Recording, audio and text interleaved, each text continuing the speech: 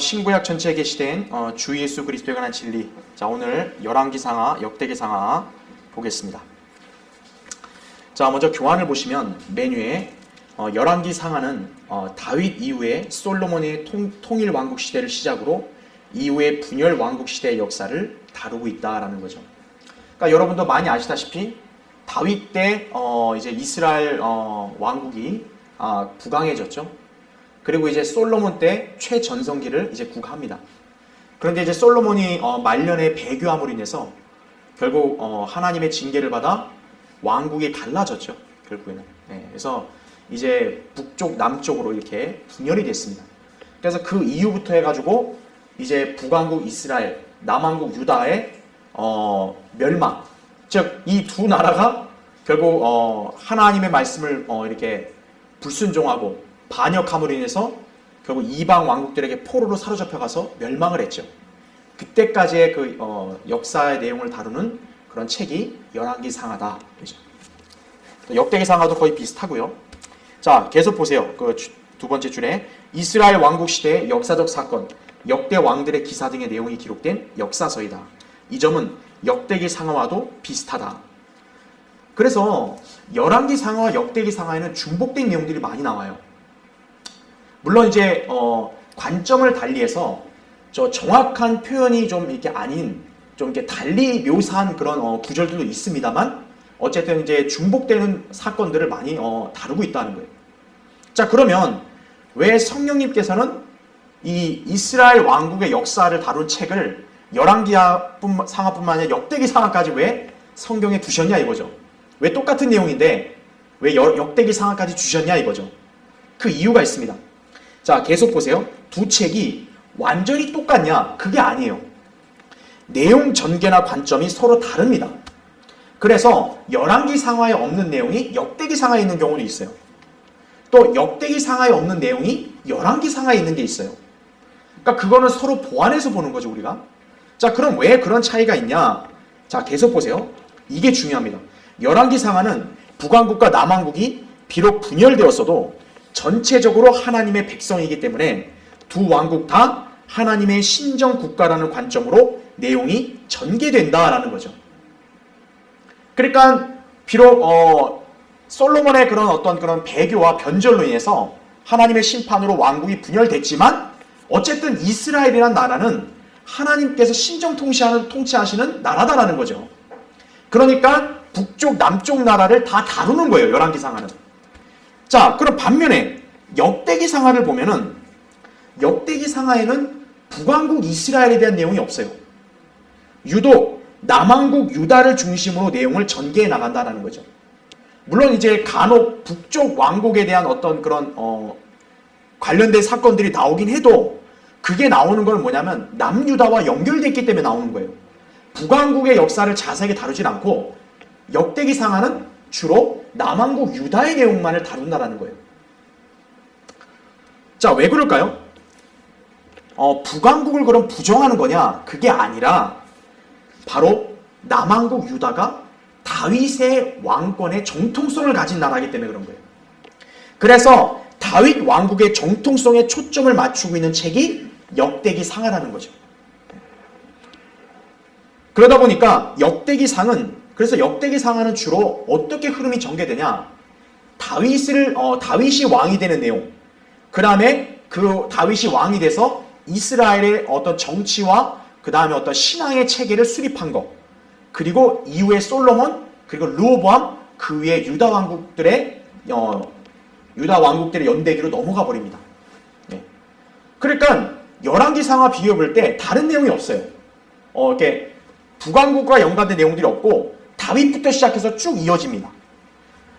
그러니까 그것이 이 책의 취지가 뭐냐면 다윗을 강조하는 거예요. 역대기상하는. 바로 뭐냐면 그 다윗이 바로 메시아께서 그 다윗의 아들로 오신다라는 거죠. 그래서 다윗에게 왕권이 약속되고 정통성이 있는 거기 때문에 그 정통성을 가진 왕국의 역사에 초점을 맞춘 게 역대기상하다라는 거예요. 그러니까 성령님께서 역대기상하가 열왕기상하와 내용이 중복됨에도 불구하고 거기다 성경에다 누신 거는 바로 이 분열왕국 시대로 가지만 그 중에서도 다윗의 그 자손들이 다스리고 있는 남왕국 유다, 그 유다가 바로 정통성 있는 왕국이다라는 것을 강조해 주는 거예요. 그래서 두 책은 성령님의 관점에서는 필요하니까 그렇게 중복된 내용이 많아도 누신 거다라는 거죠. 그러니까 여러분이 이 두 책 중에 한 책을 소홀히 해서는 안 되는 거예요.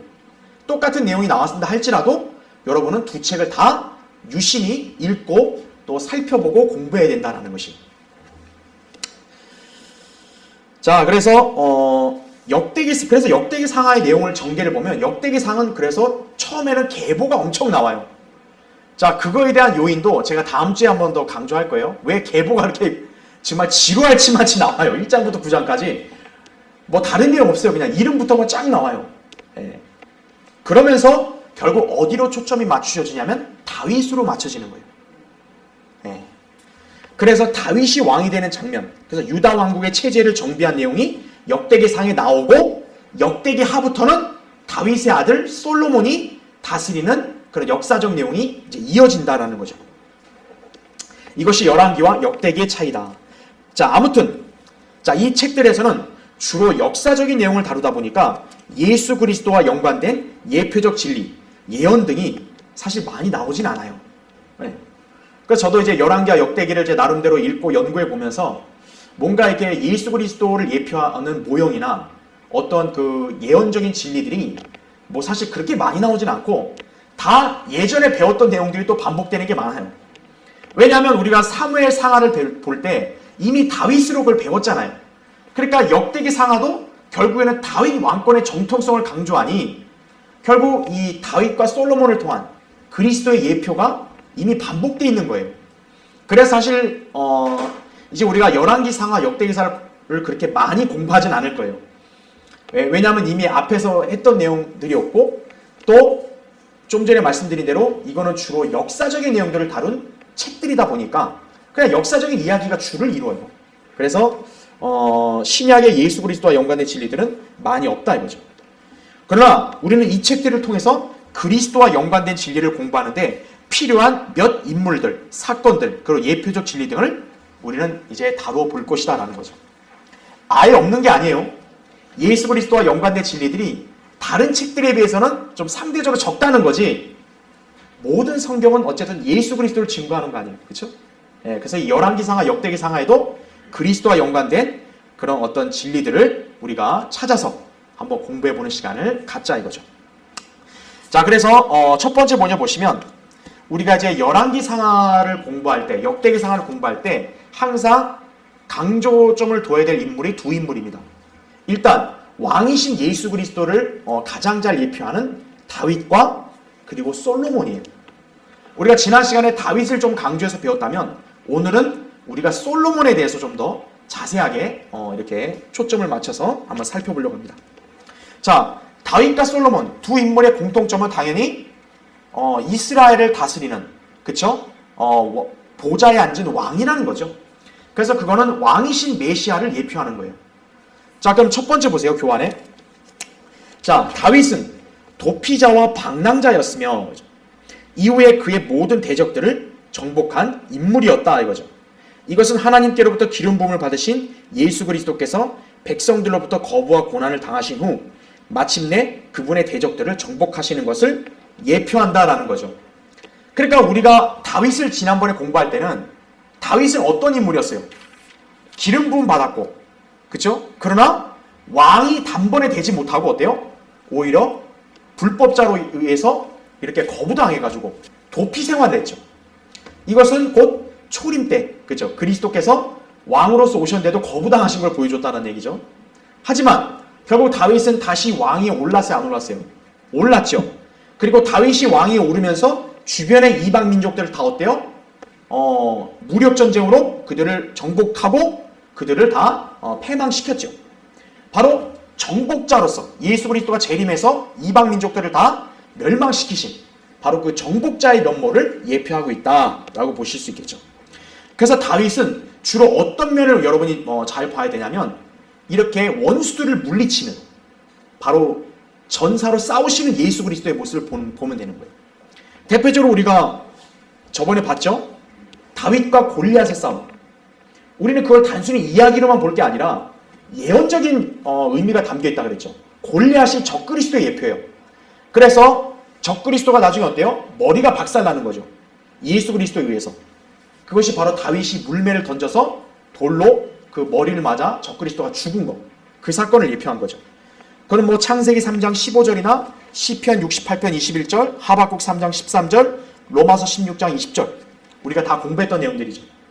그래서 왜 골리앗이 하필 머리를 맞고 직사했냐 이거예요. 바로 예수 그리스도가 재림하면 사탄의 머리를 부술 거라는 그 창세기의 예언이 마침내 온전히 실현되는 거예요. 그러니까 다윗이 그 예수 그리스도를 예표하니까 골리앗을 그렇게 죽인 것을 보여준 거예요. 자, 두 번째 보세요. 그럼 솔로몬은 어떤 인물이냐? 자, 다윗이 주변 민족들을 정복하고 이스라엘을 강대국으로 정비해 놓은 상태에서 평화롭게 통치했던 왕이다라는 거죠. 그러니까 다윗은 이스라엘을 최강대국으로 만드는 기틀을 형성했다면 이제 솔로몬은 어때요? 이스라엘이 최강국에 오른 상태에서 이제 화평으로 통치하는 바로 그런 면모를 보인 거죠. 그래서 그 다윗이 주변 민족들을 정복하고 또 아주 굴복시키고 딱 이스라엘을 강대국으로 만들어 놨고 그 일을 이어 솔로몬이 이제 이스라엘이 마치 주변 세계를 패권을 장악해서 이제 화평으로 통치하는 것을 보여주는 거죠. 이것은 그리스도께서 재림하시어 이방 민족들을 심판하신 후에 천년왕국을 세우시어 화평으로 통치하실 것의 예표다라는 거죠. 우리 주님이 재림하시는 목적이 뭐예요? 단순히 이방 민족들을 그냥 죽이려고 오시는 거예요? 아니죠. 그분이 오시는 것은 결국 온 땅을 통치하려고 오시는 거죠. 의로서 세상을 심판하시고 그 다음 어때요? 화평으로 세상을 통치하시게 되는 거죠. 그게 천년왕국이죠. 그래서 사실 이 땅의 진정한 평화는 바로 언제 오는 거예요? 천년왕국 때 오는 거예요. 그것을 예표해 주는 게 뭐냐면 바로 솔로몬의 통치라는 거죠.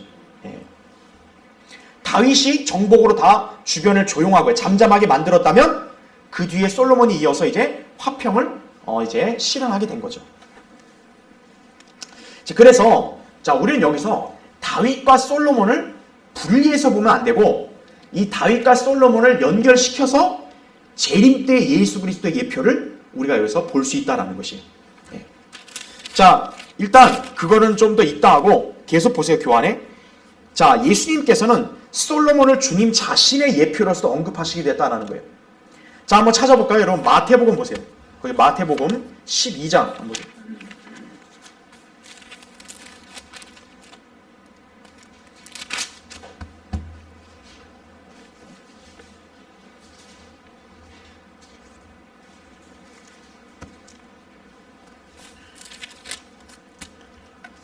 자, 마태복음 12장 거기 40절 한번 보세요. 요나가 사흘낮과 사흘밤을 고래 뱃속에 있었듯이 인자도 그처럼 사흘낮과 사흘밤을 땅의 심장 속에 있을 것이라. 여러분 이 말씀을 잘 알죠? 요나가 예수님의 예표라는 거예요. 그렇죠? 바로 요나도 죽고 고래 뱃속에 갔지만 혼은 지옥에 갔다 왔죠. 그것처럼 예수님도 몸은 죽어 무덤에 가고 혼은 지옥에 갔다 오신다는 걸 예표하는 거죠. 그렇죠? 자, 그래서 지금 40절이 예수님을 예표하는 요나를 말했어요. 그러면 밑에 41절 보세요. 심판 때에 니느웨 사람들이 이 세대와 함께 일어나서 이 세대를 정죄하려니 이는 그들이 요나의 전파로 회개하였기 때문이라. 그러나 보라, 요나보다도 위대한 이가 여기 있느니라 이거죠. 그러니까 요나가 예수님의 어떤 예표가 될 수는 있지만 그렇다고 요나가 예수님과 동등한 건 아니죠. 예수님은 요나보다 훨씬 위대한 분이라는 거죠. 그 다음에 밑에 42절 보세요. 심판 때에 남방의 여왕이 이 세대와 함께 일어나서 이 세대를 정죄하려니 이는 그 여인이 솔로몬의 지혜를 드리려고 땅의 맨 끝에서 왔습니다. 그러나 보라, 솔로몬보다 더 위대한 이가 여기 있느니라 이거죠. 방금 위까지는 누굴 얘기했어요? 요나를 얘기했죠. 요나가 예수님의 예표니까.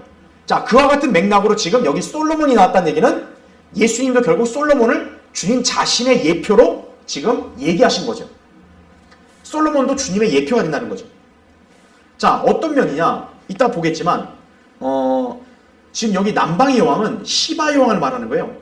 열왕기상 10장에 보면 그 이방의 시바 여왕이 멀리서 이 솔로몬의 명성을 듣고 온 거예요. 이 솔로몬이 굉장히 지혜롭다 그러니까 이 사람한테 뭔가 문제를 내가지고 한번 이렇게 잘 맞추나 보자. 이게 솔로몬한테 와서 얘기를 들으니까 너무 지혜로우니까요. 이 남방 여왕이 감탄해버린 거예요. 예. 그러니까 솔로몬의 명성이 그 이방 곳곳까지 퍼지니까 거기에 여왕까지 왔다는, 이방 여왕까지 왔다는 거죠. 근데 그런 솔로몬보다 더 위대한 분이 바로 누구라는 거예요? 예수 그리스도라는 거죠. 바로 어떤 면에서요? 예수 그리스도가 천년왕국 때 통치하실 때는 뭐예요? 그분의 명성이 전 세계 곳곳에 퍼지고 이제 이방인들이 어떻게 하는 거예요? 그 예수 그리스도께 와야 된다는 거죠. 솔로몬이 다 통치할 때 남방 여왕이 찾아왔듯이 이제는 천년왕국 때는 이방인들이 다 어때요? 예수 그리스도께 와야 되는 거예요. 훨씬 위대한 거죠. 자, 위대하지만 솔로몬의 통치가 바로 예수님을 예표한다는 걸 보여주는 거죠. 자, 계속 보세요. 그래서 솔로몬이 누린 영광과 지혜, 그의 부, 화평의 통치는 주님의 천년왕국 통치를 예표한다 그랬어요. 자, 솔로몬이 어떻게 예수님과 비교될 수 있냐? 거기 괄호 1번 보세요. 솔로몬은 먼저 지혜에 있어서 타의 추종을 불허합니다. 인류 역사에서요, 솔로몬보다 지혜로운 사람은 없었어요. 계속 보세요. 이것은 하나님께서 솔로몬의 간구를 기뻐하시어 그에게 지혜를 주시겠다고 약속하셨기 때문이다. 그죠? 밤에 솔로몬에게 꿈에 하나님이 나타나셨죠. 네가 원하는 거 구하라. 여러분한테 그렇게 하나님이 제안했다면 여러분 뭘 구하겠어요? 보통 사람들은 막 좀 돈 좀 주십시오. 이렇게 사는 게 어려우니까. 아파트나 주십시오. 그렇죠? 나 대학 좀 합격하게 해주십시오. 취직 좀 되게 해주십시오. 솔로몬 같은 왕은 권력을 주십시오. 이렇게 말할 수도 있을 텐데 그게 아니라 솔로몬은 하나님 백성을 치리할 지혜를 주십시오. 하나님이 이 간구를 매우 기뻐한 거예요. 그래서 솔로몬에게 네가 지혜를 구했으니 지혜를 주되 정말 너 이후로 너를 따라올 자가 없을 정도로 너를 엄청 지혜롭게 하겠다 그런 거예요. 그게 열왕기상 거기 보세요. 3장 12절이죠. 보라 내가 내 말대로 하였으며 보라 내가 너에게 현명하고 명철한 마음을 주었으니 내 이전에도 너와 같은 자가 없었으며 내 이후에도 너와 같은 자가 일어나지 아니하리라 이렇게 말씀합니다. 인류 역사에는 숱한 철학자들, 교육가들, 그렇죠? 또 신학자들, 그리고 과학자들, 또 법학자들 많이 일어났지만 솔로몬에겐 감히 비빌 수 없었던 거예요. 열왕기상 4장을 여러분 보시면 알겠지만 솔로몬이 얼마나 지혜가 뛰어났냐면 식물학, 동물학에 대해서도 솔로몬은 통달했고요. 솔로몬은 잠언을 3000편을 썼고요. 노래를 1005편이나 썼다고 또 그렇게 말씀합니다. 그러니까 그 정도의 지혜를 가진 사람이에요. 그러니까 솔로몬 이전과 이후에도 솔로몬만큼 지혜로운 사람이 없는 거예요. 그런데 그런 솔로몬의 지혜를 능가할 수 있는 분이 계시죠. 바로 예수 그리스도예요. 골로새 2장 2절부터 3절을 보면 예수 그리스도 안에는 모든 지혜와 지식의 보화가 넘쳐난다 그랬어요. 그래서 예수 그리스도와 지혜의 면에서 비교될 수 있는 인물은 솔로몬밖에 없는 거예요. 다른 인물은 없는 거예요. 자, 그 다음에 괄호 2번. 그래서 지혜에 있어서도 예수님을 예표하는 인물이라 볼 수 있죠. 괄호 2번. 또 솔로몬의 화평의 통치는 그리스도의 천년 통치의 예고편이다 그랬어요. 자, 거기 교환 보세요. 계속. 솔로몬이 모든 왕국들을 다스렸으니 강에서부터 필리스티안들의 땅과 이집트의 경계까지더라 그랬죠. 자, 제가 지난주에 설교할 때 지금 현재 이스라엘 땅이 원래 하나님이 약속한 땅이 아니라 그랬죠. 더 넓다 그랬죠. 아브라함에게 약속한 땅은 이집트 경계에서 저기 유프라테스 강까지 간다 그랬어요. 지금 솔로몬이 그 왕국을 치리했을 때 그 영역이 바로 여기와 거의 일치하는 거예요. 그래서 거기 계속 보시면 그들이 예물들을 가져오며 그들이 뭐예요? 주변 이방 왕국들이 예물들을 어때요? 가져오는 거예요. 솔로몬에게. 조공을 바치는 거죠. 그리고 뭐라고 나오죠? 솔로몬의 평생 동안 그를 섬기니라 이거죠. 바로 이게 천년왕국 때 그리스도의 통치의 예표가 되는 거예요. 천년왕국 때도 예수 그리스도가 예루살렘 보좌에 앉아 계시면 어때요? 이방인들과 이방 왕들이 매년마다 그분께 경배드리러 와야 되는 거예요. 그렇죠. 그래서 스가랴 14장에 보면 만약 안 오면 어떻게 돼요? 비를 그날에 날에 안 내리신다 그랬죠. 자, 그래서 밑에 동그라미 1번 보세요. 그래서 이 솔로몬이 그리스도의 천년 통치를 또 예표한다고 할 수 있는 게 뭐냐면 1번 솔로몬은 다윗의 아들로서 다윗의 보좌에 앉아 이스라엘을 통치한 인물이다 이거죠. 자, 우리가 사무엘하 7장에 하나님이 다윗과 언약을 맺을 때 뭐라 그랬어요? 내가 네 뒤에 올 네 씨에게 이 왕국을 줘서 영원히 다스리게 한다 그랬잖아요. 왕국의 보좌를 견고하게 한다 그랬죠. 그게 예언적으로는 예수 그리스도께 해당되지만 역사적으로는 솔로몬에게도 적용이 돼요. 그래서 솔로몬이 실제로 다윗의 아들로 보좌에 앉아 이스라엘을 화평 가운데 통치했잖아요. 왕국이 강했잖아요. 자, 그런 면을 볼 수 있고요. 자, 2번 보세요. 솔로몬의 왕국의 영토는 하나님께서 아브라함에게 약속하신 땅이다라는 거죠. 그래서 창세기 15장 18절에 이집트에서부터 유프라테스 강까지 아주 뻗쳐지는 그 광활한 지역이죠. 그 다음에 동그라미 3번. 자, 이게 중요해요. 솔로몬의 모든 날들 동안 땅에 뭐가 있어요? 평화가 있었던 거예요. 지금 그 세계 각국 정부의 그런 위정자들이나 특히 우리나라 이 정부는 더더군다나 집착을 하죠. 이 평화에. 그러나 인간의 노력과 힘으로는요. 결코 지상의 평화가 있을 수 없어요. 이 땅의 진정한 평화는 예수 그리스도가 천년 통치할 때만이 있는 거예요. 그런데 그 천년왕국대의 화평이 과연 어떤 상태인가를 하나님께서 모형으로 보여준 게 솔로몬 통치라는 거죠. 솔로몬이 실제로 통치했을 때 바로 여기 나온 대로 거기 보세요. 열왕기상 4장 24절 나오죠. 또 그가 자기 주위의 사면을 평화롭게 하니 그랬죠. 그러니까 솔로몬이 배교하고 변질되기 전까지는 하나님께서는 솔로몬이 통치할 동안에는 전쟁이 안 일어나게 하신 거예요. 사면이 다 평화로웠던 거예요. 위정자들이 그렇게 꿈꾸는 그런 평화의 통치가 인류 역사에서 솔로몬 때만 있었던 거예요. 바로 그것이 그리스도의 천년 통치를 예표한다는 거죠. 그래서 그리스도께서 천년왕국 때 이제 이 땅 위에 화평을 가져오신다는 거죠. 여러분이 잘 아시다시피 누가복음 2장 14절에 예수님이 어린 아기 탄생했을 때 그랬죠. 하늘에는 영광이요 땅에는 화평이요 사람들에게는 호의로다 그랬죠. 카톨릭이나 개신교회들은 그걸 초림 때 적용시키는 거예요. 근데 어림도 없어요. 왜냐하면 예수님의 초림부터 지금까지 땅의 화평은 절대 오지 않았어요. 그러면 그 예수님을 놓고 하늘에는 하나님께 영광이요 땅에는 화평이라 했을 때 그게 언제 실현되는 거예요? 재림 때 실현되는 거예요. 누가복음 2장 14절의 예언이 이제 재림 때 성취가 되는 거죠. 그것을 예표로 보여준다는 거예요. 자, 동그라미 4번 보세요. 아까 제가 얘기한 거예요. 솔로몬의 명성이 퍼져서 시바 여왕이 그에게 방문했다는 거죠. 그러니까 그의 명성이 얼마나 자자했으면요. 세상에 저기 있는 그 이방 여왕까지 왔겠냐 이거예요. 그런데 이제 천년왕국 때는 이제 모든 이방 왕들이 예수 그리스도께 와서 배워야 되는 거예요. 자, 한번 찾아볼까요? 이사야 2장 보십시오. 중요한 예언이니까 여러분 이거 잘 보셔야 합니다. 이사야 거기 2장 2절부터 3절 보세요.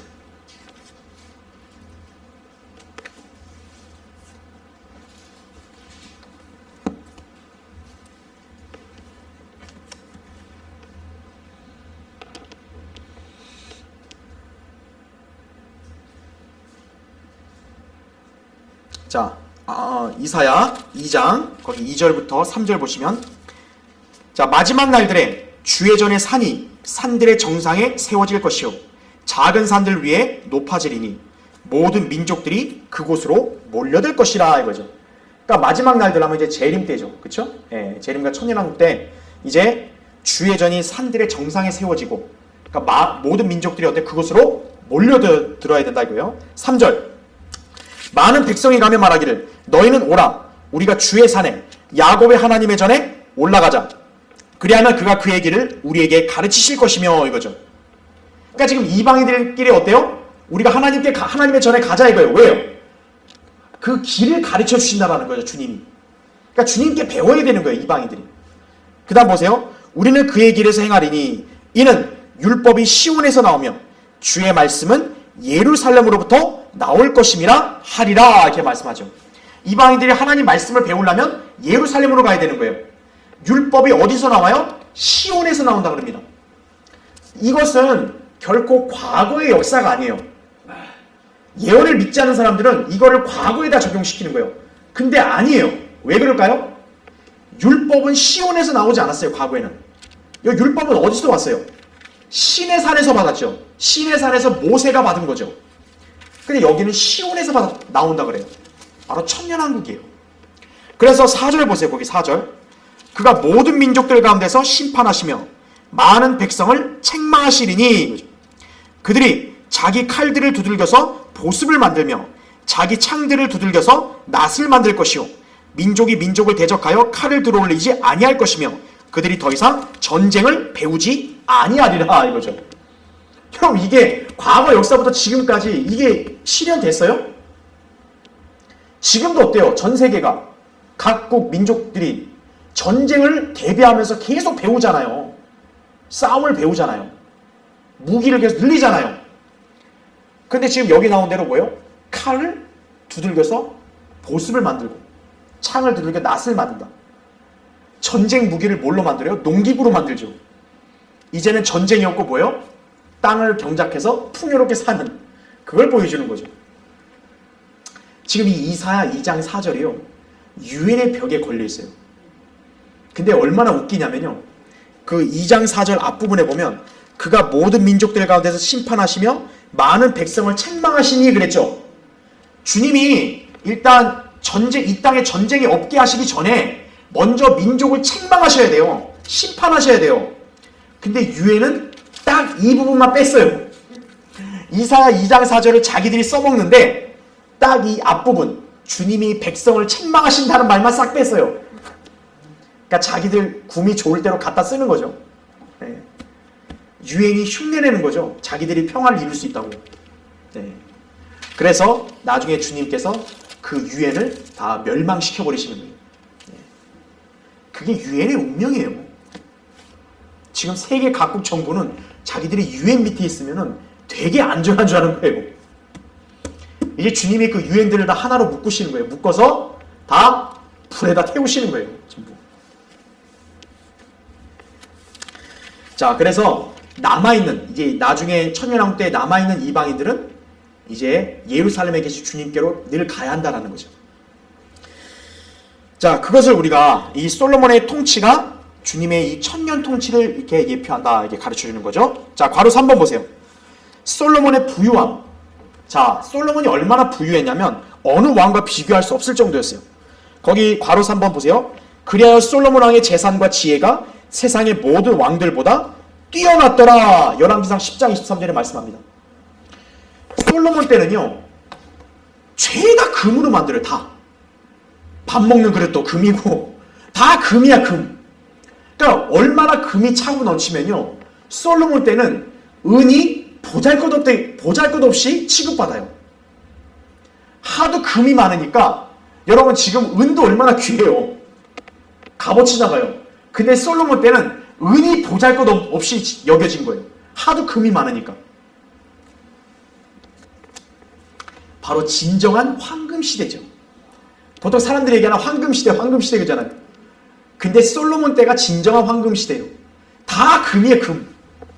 솔로몬이 1년마다 660억 달란트의 금을 매년 걷어들였죠. 그러니까 금이 차고 넘치니까 은은 쓸모없는, 그다지 가치가 없었던 거예요. 그러면 놋 같은 경우는 뭐 얼마나 보잘것 없었겠어요. 그죠? 그리스도의 천년 통치를 예표하기에 손색이 없다라는 거죠. 네. 그 솔로몬은 또 가족들이 너무 많았잖아요. 그렇죠? 아내가 700에 후궁이 300명 아니에요. 1000명의 아내를 두고 그 사람들하고 맨날 밥 먹어봐요. 소 한 마리는 기본, 소 한 마리가 뭐예요? 그 성경 보면 진짜 몇 마리를 뭐 매일 먹는다니까요. 얼마나 부유한 거예요, 그렇죠? 네. 밑에 보세요. 괄호 4번. 한편, 자, 솔로몬은 그가 등극했을 때 아도니아와 요압과 시므이를 그의 왕국에서 제거했다 그랬어요. 왜냐하면 이제 다윗이 솔로몬에게 이제 왕위를 이어준다고 확정을 했으니까 이제 그거에 대해서 이제 반발하는 사람들이 이제 묶인 거죠, 이게. 그러니까 이 사람들을 솔로몬이 다 제거한 거예요. 자, 그 다음 페이지 보세요. 자, 솔로몬보다 더 위대하신 화평의 통치자께서는 그분의 영광으로 오시는 재림 때 천사들을 시키시어 실족해 하는 모든 것들과 불법을 행하는 자들을 그의 왕국에서 가려내어 모으실 것이다 이거죠. 그리고 다 불못으로 던지시는 거죠. 네. 즉 솔로몬이 진정한 화평 통치를 하기 위해서 그에게 반대하는 세력들을 일단 제거해야 되는 거예요. 마찬가지로 주님이 재림하시면 어때요? 이제 주님이 천년왕국 화평에 통치할 때 반대되는 자들을 싹 제거하셔야 된다는 거죠. 그거를 보여준다. 자, 세 번째. 자, 이번엔 다윗과 솔로몬이 어떤 면에서 예표냐? 성전이에요, 성전. 성전과 연관해서 이거죠. 자, 괄호 1번 보세요. 다윗은 성전 건축을 위한 준비를 했고 성전 부지를 구입했죠. 하지만 성전을 이제 착공하는 건 못했죠. 그거는 하나님께 솔로몬에게 허락하신 거죠. 그래서 솔로몬이 이제 그 일을 완료했다라는 것이죠. 자, 그래서 우리가 기억해야 될 게 이 점에서 두 왕을 별도로 분리하면 성전과 연관된 예표가 불완전해져요. 그래서 제가 아까 얘기했잖아요. 다윗과 솔로몬, 물론 각각 다 예수 그리스도를 예표하지만 둘을 무조건 따로 분리시키기보다는 둘을 연결지어야 되는 이유가 있다라는 거예요. 바로 왜냐하면 둘을 연결지어야 예수 그리스도의 재림에 관한 완벽한 예표가 여기서 그려지는 거예요. 자, 그래서 한번 볼게요. 여기 보시면 자,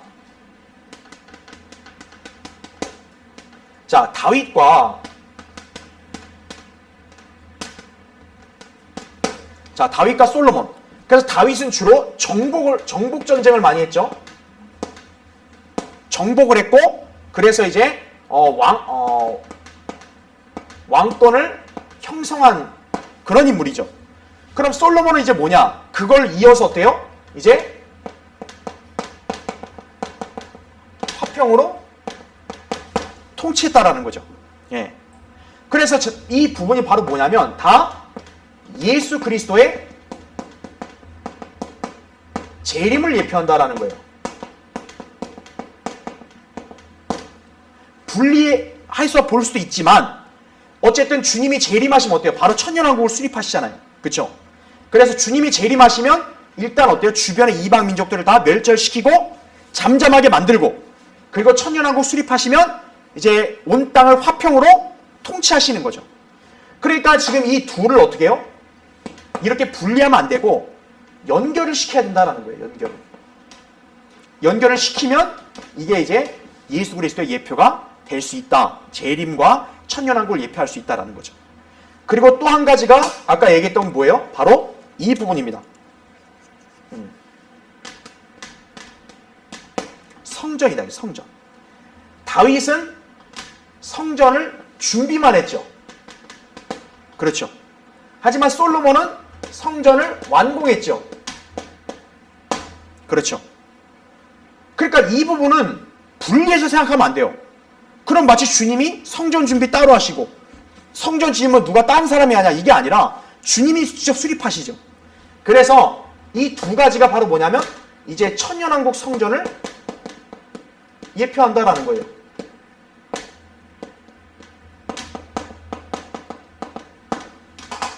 천년왕국 성전을 예표한다라는 거죠. 예. 그러니까 분리해서 생각하면 안 된다라고 여러분이 알고 계시면 됩니다. 예.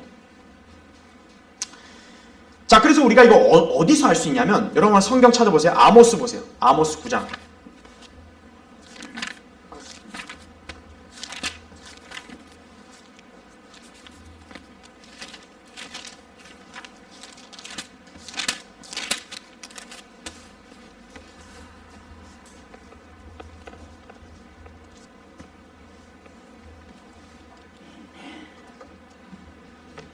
자, 아모스 9장 11절 보시면 자, 굉장히 중요한 예언입니다. 잘 보세요. 아모스 9장 11절.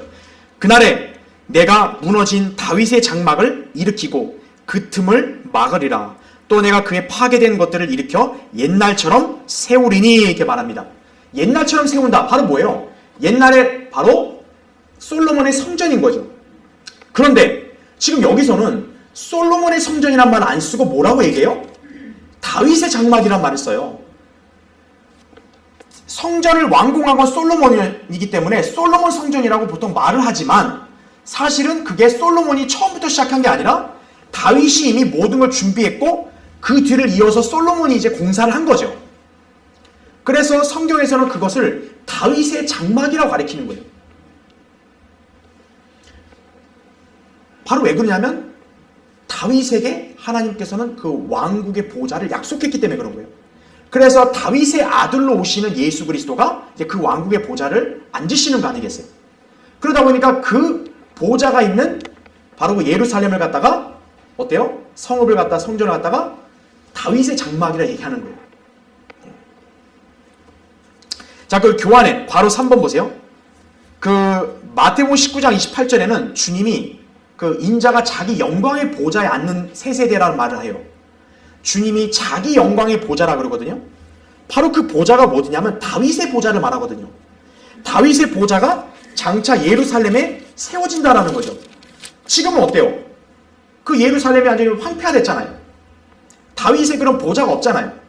그런데 이제 주님이 오시면 이제 그 다윗의 장막을 일으키고 거기 앉으신다라는 거죠. 그래서 여기에 말하는 다윗의 보좌, 주님의 보좌는 이 땅에 세워질 가시적이고 물리적이고 문자 그대로의 보좌라는 거죠. 그리고 궁극적으로 거기는 주님이 앉으시기 때문에 다윗의 보좌라고 말 안 하고 뭐라고 얘기해요? 주의 보좌라고 말하는 거예요. 그래서 예레미야 3장 17절이나 14장 21절 보면 다윗과 솔로몬이 그 예루살렘에 앉았던 보좌를 주의 보좌라고 그래요. 바로 다윗과 솔로몬이 그리스도를 예표하는 거죠. 또 역대기상 29장 23절에도 그렇게 나온다 이거죠. 그래서 이것은 부인할 수 없는 분명한 사실이에요. 그래서 누가복음 1장에 가브리엘 천사가 마리아에게 나타나서 분명히 얘기했잖아요. 이제 마리아가 동정녀 잉태하서 낳은 분을 예수라 부르라 그랬죠. 그래서 주 하나님께서 그에게 그의 조상 다윗의 보좌를 주실 것이며 그랬죠. 그래서 그 다윗의 보좌가 주의 보좌라고 불리는 거예요. 바로 거기가 있는 곳을 지금 무너졌는데 천년왕국에 다시 이렇게 세우신다라는 거죠. 그래서 우리가 이 성전에 관련된 진리에서는 다윗과 솔로몬을 분리해서 보면 안 된다라는 거예요. 연결해서 봐야 된다 이거죠. 솔로몬의 성전이라고 명칭하는 게 천년왕국 성전을 예표하지만 그것이 또 예언적으로는 다윗의 장막으로도 불린다. 이렇게 보시면 되겠습니다. 자, 그래서 우리가 열왕기 상하나 역대기 상하를 볼 때 항상 이 그리스도와 연관된 진리에서 중요한 인물이 다윗과 솔로몬이에요. 자, 이게 왕으로서의 그리스도를 나타내는 거고요. 두 번째, 이제 또 여러분이 잘 아는 인물들 바로 누굽니까? 엘리야와 엘리사예요. 엘리야와 엘리사는 열왕기 상하에 다 내용이 나오고 역대기 상하는 안 나옵니다. 왜냐하면 제가 서론에 얘기했다시피 역대기 상하는 남유다 왕국의 정통성을 부각을 해야 되니까 선지자들의 북왕국 이스라엘에 활동한 선지자들은 주로 안 나오는 거예요. 자, 엘리야와 엘리사. 자, 이 두 인물을 볼게요. 자, 먼저 교환 첫 번째 보세요. 구약의 두 위대한 선지자들. 그들의 삶에 있어서 밀접하게 연결되어 있으며 둘 다 그리스도의 예표다라는 거죠. 주님께서는 이 점을 특히 엘리야와 관련하여 누가복음 4장 24절부터 27절에서 보여주셨다. 자, 한번 찾아볼게요. 누가복음 보세요. 거기 24장. 누가복음 4장. 누가복음 4장 24절부터 27절 보겠습니다.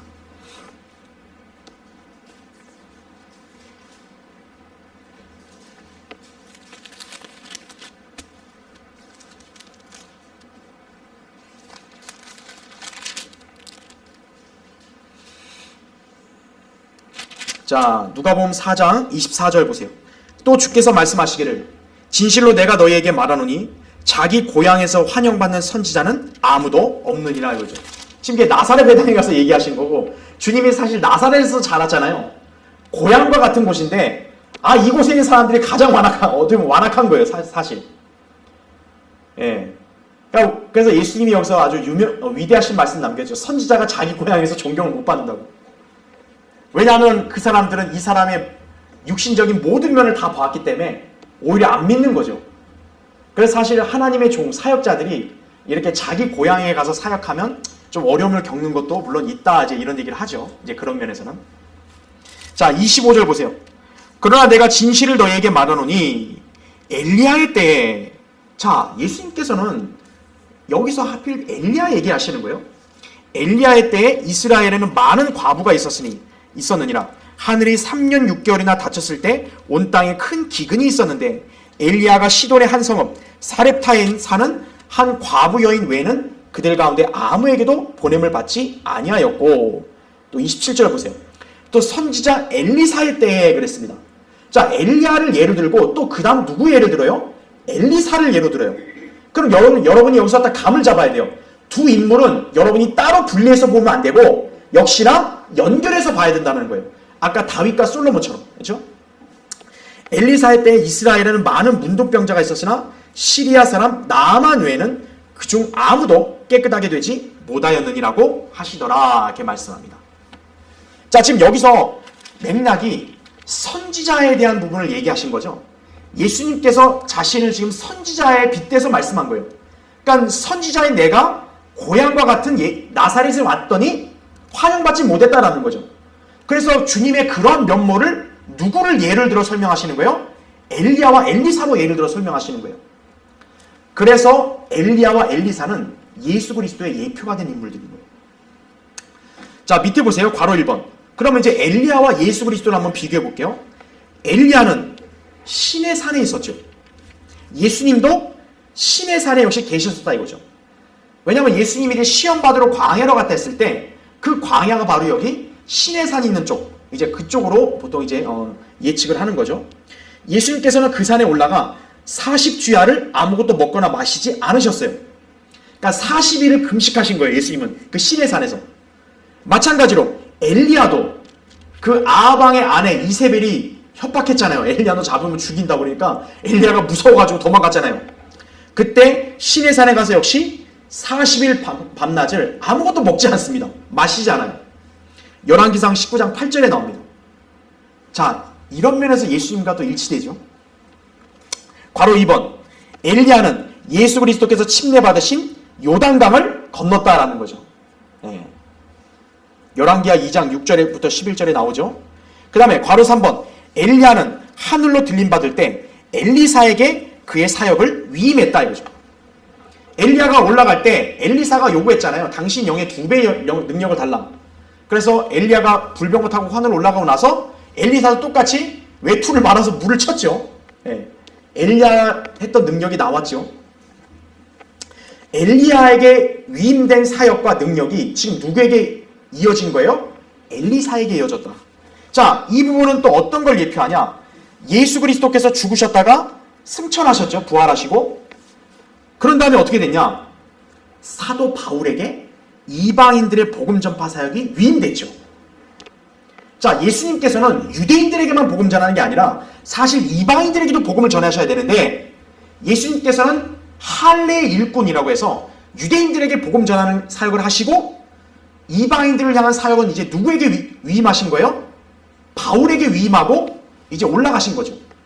그래서 사도 바울이 예수 그리스도의 사역을 이어받아서 한 거예요. 이방인들에 대한 사역에 대해서. 그게 로마서 15장 16절부터 19절에 그렇게 나온다라는 거죠. 자, 이건 제가 예전에 한번 했기 때문에 그냥 이게 넘어가기로 하고요. 괄호 4번. 엘리야의 사역자 엘리사가 엘리야가 행한 것과 동일한 표적과 이적을 행했듯이 이방인을 향한 예수 그리스도의 사역자인 바울 역시 주 예수 그리스도께서 행하신 표적과 이적과 기적들을 행했다라는 거죠. 그래서 사도 바울도 어떻게 했어요? 유대인의 표적을 행했죠. 그래서 병 고치기도 하고 마귀를 내어 쫓기도 하고 그리고 죽은 자도 살렸죠. 바울도. 예수 그리스도가 하시는 표적과 이적을 바울도 그대로 했죠. 바로 엘리야가 자기 사역과 능력이 엘리사에게 위임됐듯이 바울도 그렇게 됐다라는 거죠. 자, 그럼 여기서 여러분이 한 가지 유념하고 가야 될 게 바울은 분명히 교회 시대 사역을 한 건 맞는데 사실 우리 그리스도인들에게는 표적과 이적이라는 게 필요 없잖아요. 우리는. 그렇죠. 근데 바울은 표적을 행했어요. 그러니까 그걸 갖고 은사주의 교회들, 순복음 교회들이 오늘날도 무슨 기적과 체험이 있어요. 이런 소리 한다고요. 근데 우리가 잘 구분해야 돼요. 바울이 표적과 이적을 행한 것은 바울도 유대인이었기 때문에 그런 거예요. 표적은 누구에게 주어진 거예요? 유대인들에게 주어진 거예요. 그러니까 바울이 표적과 이적을 행할 수 있었던 것은 그도 역시 유대인 사도였기 때문에 가능한 거예요. 그러나 지금 이 교회 시대 이방인들은 유대인들이 아니죠. 우리는 유대인 사도가 아니란 말이에요. 그래서 표적은 이미 다 종료된 거예요. 그래서 이 시대에는 표적과 이적을 행할 수가 없는 거예요. 그걸 주장한 사람들은 모두 거짓말쟁이들, 은사주의자들이 있다는 걸 아셔야 돼요. 자, 그래서 그렇게 우리가 보시면 되고요. 자, 밑에 두 번째 보세요. 자, 삶에 있어서 밀접한 연관이 있었죠. 두 번째는 엘리사는 엘리야와 마찬가지로 기적을 행하는 선지자로서의 예수 그리스도를 또 예표한다라는 거예요. 자, 선지자들은 주로 하나님 말씀을 받은 것을 전파하는 사람들 아니에요. 그런데 이 엘리야와 엘리사 선지자는 유독 놀라운 이적과 기적을 행했다라는 거예요. 그런 면에서 예수님을 예표한다는 거죠. 자, 괄호 1번 보세요. 엘리사는 시리아인 나아만의 문둥병을 치유했죠. 여러분, 문둥병은 뭐의 예표입니까? 죄의 예표죠. 문둥병은 하나님만 치유할 수 있는 거죠. 죄를 용서하는 분도 누구예요? 하나님만이 죄를 씻을 수 있는 거죠. 근데 그 문둥병을 치유하는 걸 누가 한 거예요? 엘리사가 한 거예요. 그래서 엘리사가 또 누구를 치유해줬어요? 유대인이 아니라 시리아인, 이방인의 문둥병자를 치유했잖아요. 그것처럼 이방인들이 예수 그리스도를 통해서도 어때요? 죄를 치유받고 하나님께로 돌아올 것을 예표한다라는 거죠. 그 다음에 괄호 2번. 엘리사는 보리빵 20덩이와 옥수수 한 자루로요 100명을 먹였습니다. 그게 열왕기하 4장 41절부터 44절에 나와요. 그러니까 엘리사도 그 100명 되는 사람들을 갖다가 보리빵 거기 20덩이로 다 먹인 거예요. 물론 이것은 예수님께서 보리빵 5덩어리와 물고기 2마리로 5,000명 먹이신 거에는 비교가 안 되지만 어쨌든 이것도 이적과 기적이죠. 여러분, 보리빵 20덩이로 어떻게 100명을 어떻게 먹여요? 그렇죠. 그런 놀라운 이적을 엘리사가 행했다는 것은 예수 그리스도를 예표하는 거죠. 기적을 행하는 예수 그리스도를 예표하는 거죠. 자, 그 다음에 괄호 3번. 병고침과 죽은 자를 살리는 이적으로 예수님의 왕국 복음의 표적을 예표했다는 거죠. 엘리사와 엘리야 둘 다 특징이 뭐예요? 죽은 자를 살렸죠. 예. 엘리야 같은 경우는 과부의 아들을 살렸고요. 그쵸? 엘리사, 거기 수넴의 훌륭한 여인의 아들을 또 살렸죠. 예. 예수 그리스도도 나인성 과부의 아들을 또 살리셨죠. 예. 바로 그거를 또 예표한다 이거죠. 그러니까 괄호 4번. 영적 안목이 결여된 자의 그 영적인 눈을 열어주는 일도 예표했다는 거예요. 자, 시리아가 이제 이스라엘 쳐들어왔을 때요. 이게 그 귀족이나 관리가 아주 우리 죽었다 그러니까 엘리사가 그랬어요. 야, 우리 편에 군대가 더 많다. 아, 군대가 어디 있냐고. 그랬더니 엘리사가 눈을 열게 하니까 어때요? 수많은 그런 불병거들, 불말들이 우리 그 주변을 다 이렇게 포위하고 있더라 이거죠. 둘러싸고 있더라 이거죠. 그러니까 하늘의 영적 초자연적 군대가 어때요?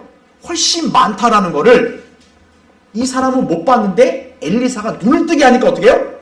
봤다라는 거죠. 영적 안목이 가려진 사람 영적으로 밝게 해준 거죠. 자, 예수 그리스도께서도 엠마오로 가는 두 제자들에게 영적 눈을 열게 하셨죠. 그래서 누가복음 거기 나중에 찾아보세요. 24장 31절에 보면 그들에게 성경을 가르쳐 주니까 눈이 열리는 거죠. 예. 자, 그래서 기적을 행하는 선지자로서 예수 그리스도를 또 예표한다. 자, 세 번째, 엘리사는 예수님처럼 예언을 했다는 점에서 또 그분의 예표였다는 거죠. 예수님께서는 마태복음 24장에서 대환란과 예루살렘 성전의 파괴를 예언하셨죠. 그리고 실제로 그렇게 됐고 앞으로 되죠. 또한 예수님은 자신이 십자가에 못 박혀 죽으시고 부활하신다는 것도 예언했죠. 미리. 실제로 그분 그렇게 되셨잖아요. 마태복음 17장 22, 23절이나 20장 18, 19절에 나오고 또 요한복음 2장에도 이 성전을 헐라. 그럼 내가 3일 만에 다시 세운다 그랬잖아요. 그게 주님 자신의 몸을 얘기한 거죠. 예. 자, 예수님께서도 이렇게 예언을 하셨다는 거예요. 마찬가지로 엘리사 역시도 미래의 사건들에 대해서 예언했고 그 예언들은 정확히 성취되었다라는 거예요. 몇 가지 예를 들면 거기 밑에 괄호 1번. 엘리사는 아무도 바람과 비를 볼 수 없는 상황에서 물이 골짜기를 가득 채울 것을 예언했어요. 열왕기하 3장 17절부터 20절에 여러분 보면 딱 나와요. 또한 아합의 아들 요람왕이 모압 군사를 이길 것을 예언했고 그대로 또 성취가 됩니다. 역시나 그 같은 장의 내용에 나와요. 그러니까 엘리사도 정확히 앞으로 있을 일을 딱 미리 예언을 해서 성취가 됐죠. 선지자라는 걸 입증했죠. 괄호 2번. 엘리사는 사마리아 성읍을 에워싸고 있는 시리아 군대의 포위가 끝날 것이라고 예언했고 그대로 또 성취가 되었어요. 또 이후에는 그는 하사엘이 시리아의 왕이 될 것을 또 예언합니다. 열왕기하 8장 7절부터 15절에 예언을 해요. 또 예후가 아합 가문을 멸망시킬 것, 또 개가 이스라엘에서 이세벨의 몸을 먹어치울 것을 예언했다라는 거죠. 그러니까 이제 북왕국 이스라엘에 이제 예후가 이제 정권을 찬탈해서 왕이 되고 아합 집안을 몰살시킨다는 걸 예언한 거죠. 그런데 사실 이 예언은 이미 엘리야 때 예언을 했어요. 그 당시에 아합이 나봇의 포도원을 불법으로 뺏어서 나봇 죽였잖아요. 이세벨의 그 농간에 따라서. 그래서 엘리야가 그때 예언했거든요. 이세벨 너는 나중에 죽으면 네 창자 이렇게 다 이렇게 흘러가지고 개가 먹을 거라 그랬거든요. 정확하게 이루어졌죠. 그 예언이. 그래서 예언을 했다는 점에서도 예수 그리스도의 예표가 된다라는 것이죠.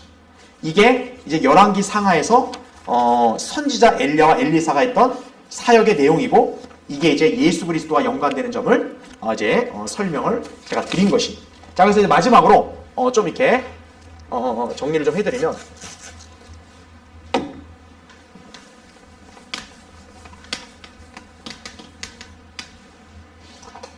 자, 아까 다윗과 솔로몬은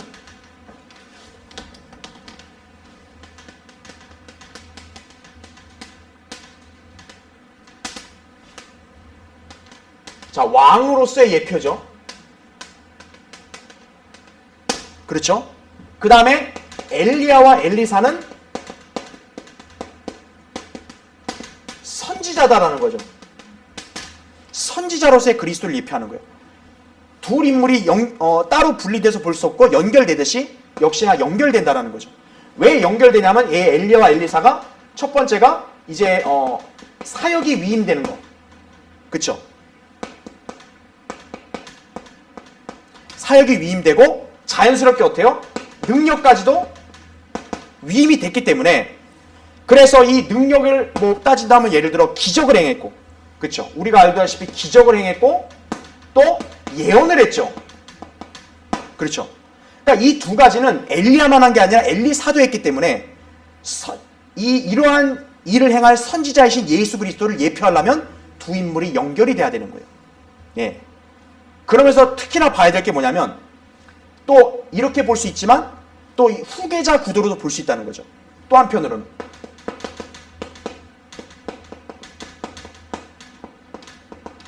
이 말하기에 좀 얘가 우스울 수 있지만 후계 구도, 사역을 이어서 받은 그렇죠. 그러니까 엘리야가 예수님의 예표라면 엘리사는 바울의 예표가 되기도 한다는 거예요. 그래서 엘리사가 엘리야를 뒤를 이어서 사역을 계속 했듯이 그래서 온전한 뜻을 이루었듯이 예수님도 먼저 유대인들에게 사역을 했죠. 그 다음에 바울에게 이제 어떻게 하는 거예요? 이방인의 사역을 맡겼다라는 거죠. 그래서 엘리야의 능력까지 엘리사가 왔듯이 예수 그리스도께서도 유대인들의 사역을 행하실 때 했던 표적과 이적이 이방인의 사역을 하는 바울에게도 이어져서 바울도 역시 사도로서 표적과 이적을 행했다라는 거죠. 단지 바울은 유대인 사도였기 때문에 그게 가능했던 것뿐이다 라는 것만 여러분 알고 계시면 됩니다. 자, 그래서 지금 우리가 오늘 했던 이 두 인물들 특히나 이제 솔로몬이나 엘리야, 엘리사 이게 이제 열왕기 상하의 주요 내용 나타나는 주요 인물들이기 때문에 여러분이 이러한 진리들을 딱 숙지한 상태로 이제 성경을 읽다 보면은 신약에서 그리스도와 연관된 그런 진리들과 이렇게 연관시킬 수 있다 이거죠. 그럼 여러분이 좀 성경을 보는 안목이 더 넓어질 수 있다. 그렇게 보시면 되겠습니다. 자, 다음 시간에는 좀 더 추가적으로 그런 예표적 진리를 보겠습니다.